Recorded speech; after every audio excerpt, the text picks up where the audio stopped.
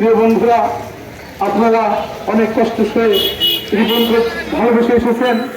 আমি রিপনের পরিবারের পক্ষ থেকে আপনাদের প্রতি কৃতজ্ঞতা প্রকাশ করছি। বন্ধুরা, আমার অন্তর ফেটে যায়, কলিজা ফেটে যায়। ছোটবেলা থেকে যাকে মানুষ করেছি, সে যদি অন্যায় করতো, জুলুম করতো, তাহলে আমি মেনে নিতাম। কিন্তু অন্যায় ভাবে আজকে 17 বছর কষ্ট করে আজকে দলের সুসময় তাকে অন্যায় ভাবে গ্রেপ্তার করা হলো।